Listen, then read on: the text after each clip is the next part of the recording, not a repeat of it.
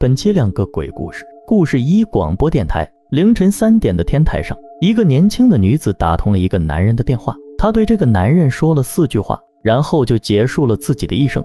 这第1句话是พี่คะ，第2句หนูมีอะไรจะบอกค่ะ，第3句หนูจะฆ่าตัวตาย，第4句ลาก่อนนะคะ。不过第4句人家那边根本没听到，直接挂断。要知道，不听人讲完话就挂电话可是件很没有礼貌的事，所以妹子怨气很大。于是3年后的某天凌晨3点，某男子在播音间直播的时候，就看到了超级恐怖的一幕，但转身后却啥都没有。是太累了吗？还是熬夜熬久了出现了幻觉？男子叫阿桃，曾经是个人气播音主持，也算辉煌一时。奈何世事无常，江河日下，现在的他过气了，不但沦为51场主播，还随时都有可能被开除的那种。而阿桃的领导就安慰他说，与其怀念过去，还不如好好干活，再创美好未来。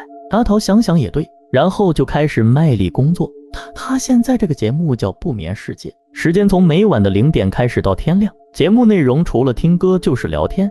而这晚接热线电话的时候，一个不慎就接到一则搞事的电话，来电的是一个妹子，说自己爱慕阿桃很久了，并且还和阿桃上过床。可是阿桃这个没有良心的，吃完擦嘴拍屁股走人就不认账了，所以他的电话就只有打进直播间，不管这个事是真是假，反正阿桃听后直接就掐断电话。可是他没想到的是，这个妹子竟然还去他们的官网闹，去比较热门的网站闹，最后把这个事闹得人尽皆知，闹到阿桃的领导这里了。现在阿桃的领导找阿桃算账了，说这事如果要搁以前自己肯定就把阿桃开除了，但是现在不行，因为阿桃事件上热门了，阿桃主持的节目被更多人关注了。有那么一句话怎么说的来着，黑红也是红，所以阿桃被骂的同时赞助也就多了。这样的结果就是阿桃升职加薪，老板数钱数到手软，赞助商的广告得到了很好的曝光，三方赢得皆大欢喜。而那群不明所以的小黑粉们还在家里抱着键盘狂躁不已。从这以后，阿桃直接开启暴走模式，无论怎样刁钻的问题都能迎刃而解。直到这晚的凌晨3点以后，他又一次接到一则妹子打来的热线电话，妹子开口就是你好，这很有礼貌的一幕把阿桃都整不会了。但妹子接下来的话则让阿桃很是震惊。妹子说自己要告诉阿桃一件事，那就是自己决定要干掉自己。话后一句再见，阿桃惊恐的从电话中就听到一个啪叽的声音，一瞬间播音室的灯光突然变红，阿桃还模糊的听到有人喊救护车，有人说什么跳下来很恐怖等等等等之类的话。听到这，阿桃再傻也明白自己这是撞邪了。再随着桌子下的妹子突然钻出，阿桃受惊抱头蹲在墙角瑟瑟发抖。可没多久老板就来了，斥责阿桃蹲在墙角不干活。阿桃也不知道怎么解释，最后只有瑟瑟发抖的继续干活。很久之后天快亮了，阿桃下播准备与老板和搭档离开这里，可来到门口后恍惚间搭档与老板就不见了，取而代之的是面前的几个人和一台救护车。随着他们的目光朝自己看来，阿桃的世界又一次一片通红。他紧张地朝着那几人中间看去，于是就看到那个已经躺下的人又直直坐起，看着他与他们直奔自己袭来，然后阿桃就醒了。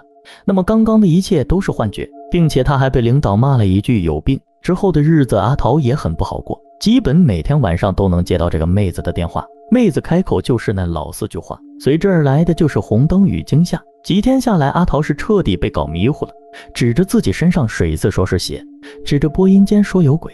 领导看到这样的阿桃很是气愤，他们肯定不信，觉得阿桃一定是嗑多了，无论阿桃说什么都不信的那种。最后还给阿桃放了个假，让阿桃的女搭档接手她的工作。可是阿桃的粉丝们与赞助商不干了，所以只歇息一宿的阿桃第2晚就又回来上班了。然后他就继续接到妹子的电话，继续被妹子摧残恐吓，直到阿桃受不了了。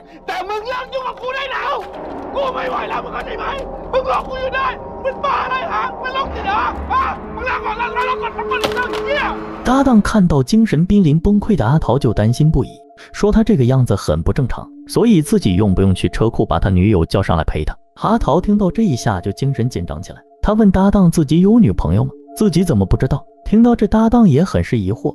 他每天上班的时候都能看到阿桃的车里坐着一个女的，看着挺漂亮啊，如果不是阿桃的女友还能是谁呢？谁知这句话直接让阿桃炸毛了。更是迈着颤抖的腿来到了车库，在远远的看着自己的车，他就迈不动步。随着他步步后退，恍惚间他好像撞到了一个人，可在转身却什么都没有。当他背经坐地的瞬间，他看到了一个三星连珠的超自然现象。这个现象让他想起一个女人一件事，3年前的一天也曾发生过同样的三星连珠，当时的阿桃还挺火。那天他直播的时候就在播音间里说，今天第一个打进电话的朋友可以对他提任何要求，注意是任何要求。之后第一个打电话进来的正是一个妹子，这个妹子叫小米，她说自己想做阿桃的女朋友。阿桃听后可能是为了维护形象，直接就委婉拒绝了，还说什么如果3年后再有三星连珠，他们再做男女朋友。但下播后他就找到人家小敏的联系方式去见面私聊和进一步的深入沟通。可是一夜过后，阿桃提裤子不认账了，玩消失，电话号码都换了的那种。小敏联系不上他，才往他直播间里打电话，说自己不想活了的话。当时如果阿桃能安慰，估计小敏就没事了。可阿桃却选择敷衍，并直接挂断电话，还说什么是信号不好、技术问题之类的。这彻底就让小敏心凉，一个想不开就结束自己的生命。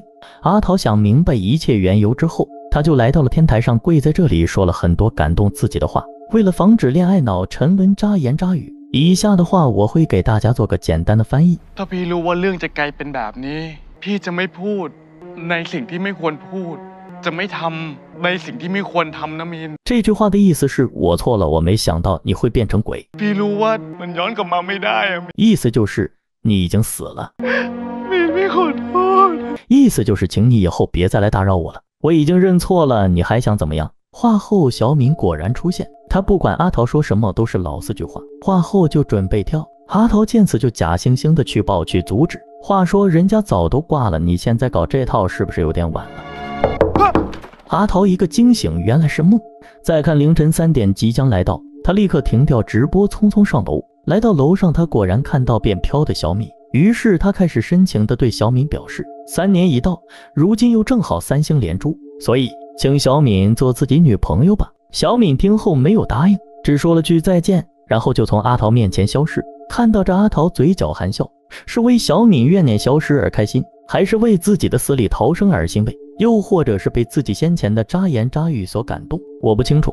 之后阿桃来到楼下，墙上的照片又让他想起小敏了。那个时候的小敏很是含蓄，不敢直面表达自己的情感，只有躲在后面偷偷看着，然后就有了这张无意间拍到小敏的相片。想到这，阿桃又情不自禁地笑了。不过话说你早干嘛去了？这时搭档抱着很多资料走了出来，阿桃见此快步上前想过去帮忙，结果恐怖的一幕出现了，他竟直接从搭档的身上穿过去了。阿桃被这一幕惊得直立当场，再看自己全身发光，马上就要消失，他才猛地想起就在刚刚，就在他要阻拦小敏的时候，已经不幸惨死。故事到此结束，个人觉得这个结局还不错哈。既然想让人家当女朋友，那肯定要有点诚意了，不能光嘴上说说，所以这个结局我很喜欢。所以故事2护士，每个医院都会死人，但不一定每间医院都会闹飘。每天晚上的凌晨3点，无论是谁走过7号楼的7号病房时，总能听到从背后传来的一阵奇怪的声音。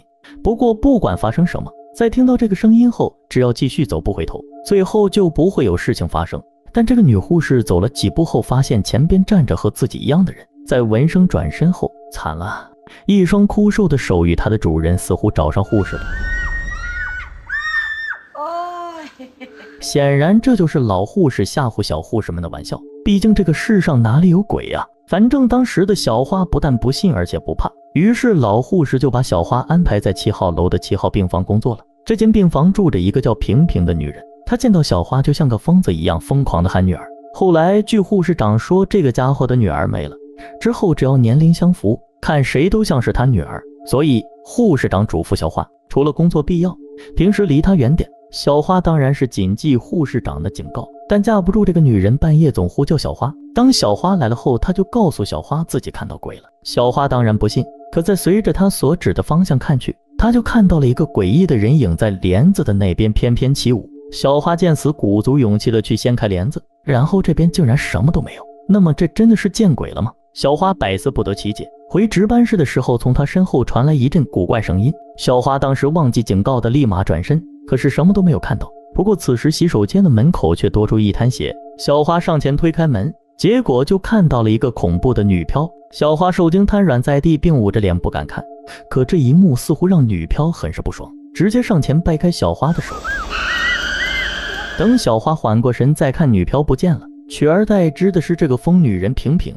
之后一夜无事。第二天，小花看到平平的老公了，看到他们都很年轻，她就很想问男人，他们看着年纪不大，为何有个这么大的女儿？可是男人听后却没有回答，只是转移话题聊起别的。男人问小花，医院有这么多病房，他为什么就选择照顾平平的7号病房？因为相比别人，照顾平平的难度可能会有点高。对此，小花表示这是自己作为护士的职责义务本分。小花说的滴水不漏，让男热一个劲的点头称赞。不过晚上小花又见鬼了，但与上次不同的是，这次脑子里莫名多了些画面，这些画面好似女飘向她传达什么。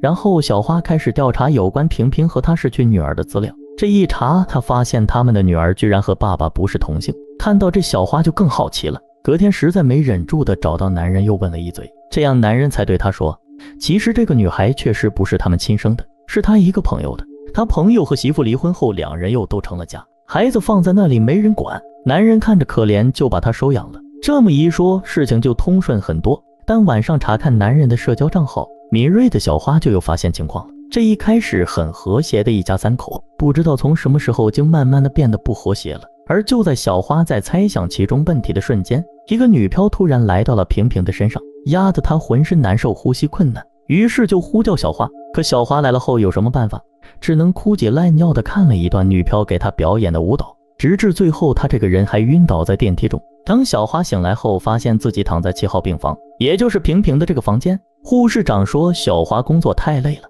吃点药再休息休息吧。但小花看到护士长让自己吃的药竟然是镇定剂，看到这小花被害妄想一下就上来了，说啥也不吃啊。最后还是这个男人告诉小花真相，他不清楚小花是撞邪也好，被附身也好。总之，当护士长他们在电梯中发现小花时，小花是这个既诡异又恐怖的模样。再联想到7号楼的传闻，说实话让他自己吃药都是轻的，就差没直接给他扎针了。听到这，小花很怕啊，因为他自己真的什么也不知道啊。男人听后就一个劲的安慰他，说自己理解，可是他理解有个毛用啊。所以当天晚上，小花乔装一番来到了平平的病房。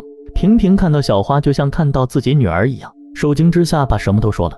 原来随着女孩逐渐长大之后，她竟然喜欢上了男人。平平发现后当面质问女孩，没想到失手干掉了她。然后平平住进了医院，女孩变成了鬼。知道真相后的小花觉得这一切都是平平因妒忌产生的异象，而平平被刺激的就想再一次干掉女儿，也就是此刻扮成女孩的小花。这眼瞅着小花就要领盒饭了个屁来。关键时刻，女飘终于出现，她把平平带走了。